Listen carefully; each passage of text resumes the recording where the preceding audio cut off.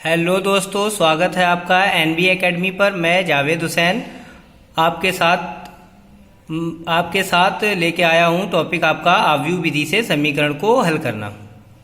वैसे फ़िलहाल अभी हम इंटर क्लास ही लगा रहे हैं। अगर आप लोग मांग करोगे तो हम ninth first year high school के भी वीडियो लगाकर भेजेंगे। फ़िलहाल आपका इंटर के चैप्टर चल रहे हैं। इंटर के चैप्टर में आव्यूह आपका लगभग ख़त्म ही है। ये लास्ट वीडियो है आव्यूह का, और आव्यूह के सभी टॉपिक हो चुके हैं, ठीक है ना।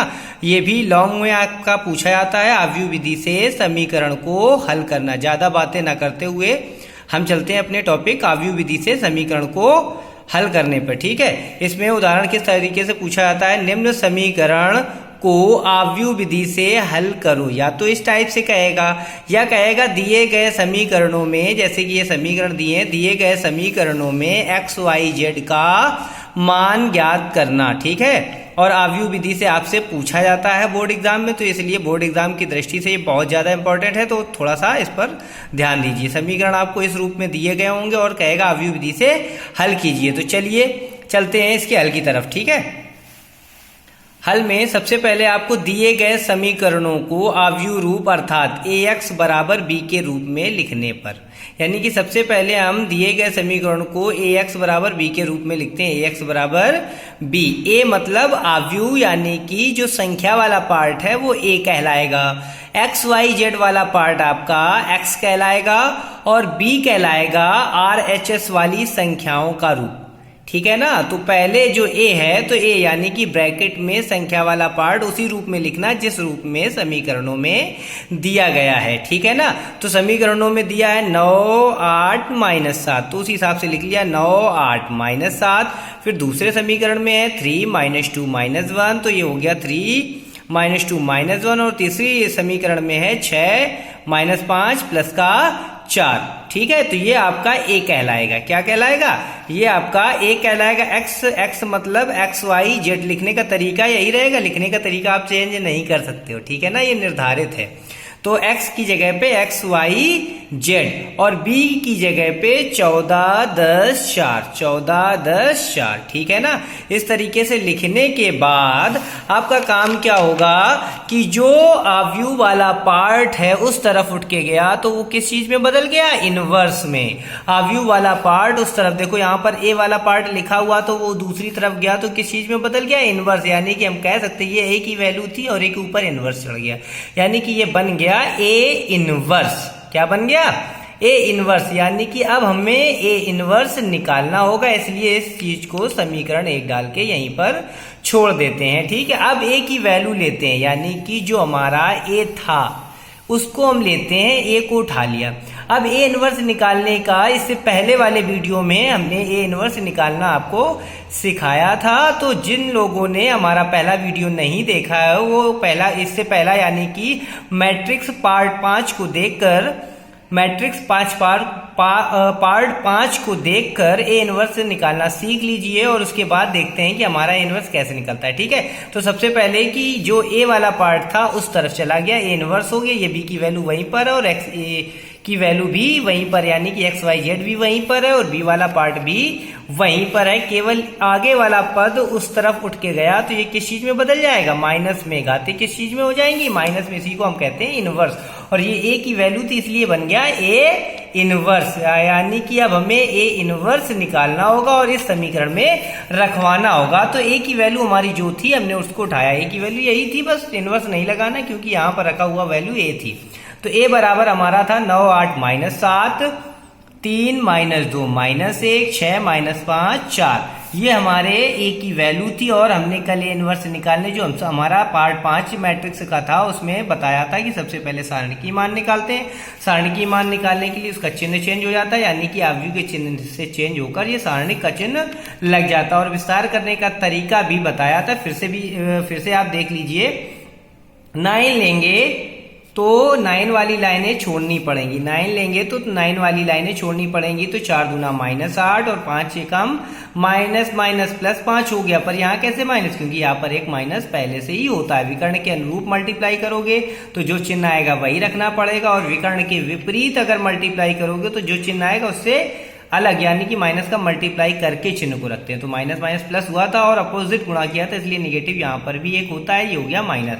ऐसे ही 8 ले लिया, 8 निगेटिव क्यों लिया, क्योंकि पहला पॉजिटिव दूसरा निगेटिव फिर पॉजिटिव, यानी कि जो चिन्ह यहाँ पर होते ये वाला जैसा होगा वैसे दूसरे वाले में चिन्ह को बदलते हैं, तो निगेटिव हो गया, तीसरे में -7। ये वैसे हमने पार्ट 5 में मैट्रिक्स के बताया हुआ है, इससे पहले वाले वीडियो में, ठीक है ना।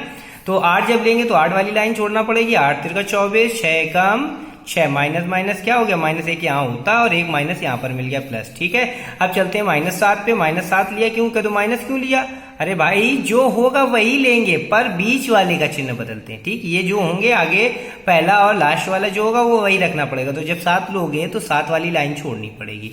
अब जब ये छोड़ दी लाइन तो बचे ये, अब इसके सामने वाले दोनों तरफ छोड़ना पड़ते, इधर भी और इधर भी, ठीक है। तो ये बच रहा है 5 यहाँ 15 माइनस के और 6 दूनी माइनस के 12 और एक माइनस अपोजिट गुणा की वजह से मिलता है, क्यों, मुख्य विकर्ण के विपरीत गुणा हो रहा है, ठीक है। तो इधर को जो गुणा होगा तो एक माइनस और मिलेगा, तो ये हो जाएगा 6 -2 -12 माइनस एक और मिलता है अपोजिट, इस तरफ गुणा करने पे तो ये हो गया माइनस माइनस प्लस। इसको हमने कैलकुलेट करवाया तो कैलकुलेट करवाने पर इसकी वैल्यू आ गई हमारी -240, इसको कैलकुलेट करवाने पर -240। अब दूसरा पार्ट कल हमने बताया था अपने मैट्रिक्स 5 के भाग में सहखंड निकाले जाते या सहगुणनखंड। सहगुणनखंड निकालने का तरीका A11 यानी कि पहली पंक्ति के पहले अवयव को के आसपास वाले छिपाने, पहली पंक्ति के पहले अवयव के आसपास, पहली पंक्ति का पहला अवयव 9 है, इसके आसपास वाले जब छुपाओगे आप ये तो बचेगा -2 -1 -5 4 और इसका ये बचा और इसको कैलकुलेट 4 दूना, तरीका हल करने का वही है, 4 दूना इधर का पहले मल्टीप्लाई फिर इधर का और माइनस का मल्टीप्लाई। तो पहले इधर का गुणा 4 दूना -8, इधर का माइनस माइनस प्लस हुआ और एक माइनस अपोजिट गुणा की वजह से मिलता -5 -13 हो गया। A12 यानी कि ये वाली लाइन छिपानी है आपको, 12 का मतलब पहली पंक्ति का दूसरा अवयव, पहली पंक्ति का दूसरा अवयव 8 है और 8 के सामने सामने कौन कौन आ रहा है, ये आ रहा है, ये छुपेगा और ये छुपाया जाएगा, तो बचा 3 -1 6 4, 3 -1 6 4, इसको 6 4 3 12 और 6 का -6, माइनस माइनस क्या बन गया प्लस, क्यों, क्योंकि एक अपोजिट गुणा से माइनस मिलता है, ये हो गया 12 6 18 माइनस। अब ये माइनस कैसे आए ये हमने बता रखा, फिर भी आप देख लीजिए। इन जो चीज यहाँ पर लिखी होगी इनके अंकों का योगफल अगर विषम है तो ये निगेटिव चिन्ह आता है। तो जैसे 1 + 2 करोगे तो 3 आएगा, ये निगेटिव है इसलिए इसको निगेटिव रखा गया, ठीक है। अब चलते हैं अपने दूसरे 1-3 पर। 1-3 जब लेंगे तो हमारा 1-3 में हमारा क्या हो जाएगा, 1-3 में मतलब पहली पंक्ति का तीसरा अवयव ये वाला एरिया, तो 3 -2 6 -5 आ जाएगा, ठीक है। और इसको कैलकुलेट करवाएंगे तो -3। इसी तरीके से हम जब अपने दूसरी पंक्ति का पहला अवयव लेंगे तो दूसरी पंक्ति के पहले अवयव को में दूसरी पंक्ति के पहले अवयव में दूसरी पंक्ति के पहले अवयव के आमने सामने छुपाएंगे तो ये आएगा। ऐसे ही A22 का मतलब है दूसरी पंक्ति का दूसरा अवयव यानी कि -2 ये और ये और ये, तो -9 -7 6 4 आ जाएगा, 9 -7 6 4 आ जाएगा, कैलकुलेट करवा लेंगे। इसी तरीके से हम दूसरी पंक्ति के तीसरे अवयव को भी निकालेंगे, उसमें भी दूसरी पंक्ति के तीसरे अवयव को छुपाएंगे तो आ जाएगा 9 8 6 -5, 9 8 6 -5 आ जाएगा और कैलकुलेट करवा के ये आ जाएगा 93। ऐसे ही 3 1 निकाली यानी कि तीसरी पंक्ति के पहले अवयव को जब छुपाएंगे तो ये अवयव बनेंगे। इसी तरीके से हम सारे सहखंड निकाल लेंगे। क्यों ये हम जल्दबाजी इस पे क्यों कर रहे हैं, क्योंकि A इनवर्स निकालना हम अपने मैट्रिक्स पार्ट 5 में डिटेल में बता चुके हैं। जिन भाइयों ने ना देखा हो वो मैट्रिक्स पार्ट 5 को देख ले और उससे A इनवर्स निकालना सीख ले, ठीक है। फिर भी मैंने कुछ इतना बता दिया कि आप कर सकते हो, ठीक है। तो इसमें 3 1 यानी कि तीसरी पंक्ति का पहले अवयव के आमने सामने छुपा के वैल्यू निकालना है और कैलकुलेट करवाना है। ऐसे ही इसको और ऐसे इसको सारे सहखंड निकालने के बाद हम जानते हैं तीसरा पॉइंट हमारा होता है सहगुणनखंड से निर्मित आव्यूह। मान लेते हैं B है, सहगुणनखंड से निर्मित आव्यूह मान लेते हैं B है, तो B बराबर ये। अब ये लिखने का तरीका कैसा होता है, पहली पंक्ति का पहला अवयव, पहली पंक्ति का दूसरा अवयव, पहली पंक्ति का तीसरा अवयव, जैसा कि हमने अभी निकाला है। ये हमारा है पहली पंक्ति का पहला अवयव, पहली पंक्ति का दूसरा अवयव, पहली पंक्ति का तीसरा अवयव, यही हमारा पहली पंक्ति का तीसरा, दूसरी पंक्ति का पहला अवयव, दूसरी पंक्ति का दूसरा अवयव और दूसरी पंक्ति का तीसरा अवयव, इनको हमने पंक्तियों में दर्शा लिया। पहली पंक्ति का पहला अवयव 13 -13 -18 3 3 78 93 और -22 -12 -42 जो सह गुणनखंड निकाले हैं उनको हमने अवयव रूप दे दिया और जो जिस पंक्ति का जिस जगह का है उसको उसी जगह पर दर्शा दिया। अब चौथा पॉइंट हमारा आता है सहखंडज अवयव निकालना, और सहखंडज की परिभाषा ये भी हमने अपने पार्ट 5 मैट्रिक्स के वीडियो में बता रखा है, फिर भी हम बताते हैं क्या करना है इसमें। जब सहगुणनखंड से अवयव निर्मित हो जाए उसके परिवर्त कर दोगे तो वो बन जाएगा सहगुणनखंडज अवयव। इसका परिवर्त कैसे करना है? परिवर्त पंक्ति को स्तंभ में बदल दो या स्तंभ को पंक्ति में बदल दो। तो हम लोग अब सहगुणनखंडज अवयव के लिए इसको परिवर्त निकालेंगे तो बी डैश, परिवर्त क्या होगा? बी डैश बराबर एडजॉइंट ऑफ ए, पंक्ति को स्तंभ में, पंक्ति को स्तंभ को पंक्ति में, स्तंभ को पंक्ति में और स्तंभ को पंक्ति में चेंज कर दिया। ये हमारा हो गया एडजॉइंट ए यानी कि सहखंडज अवयव।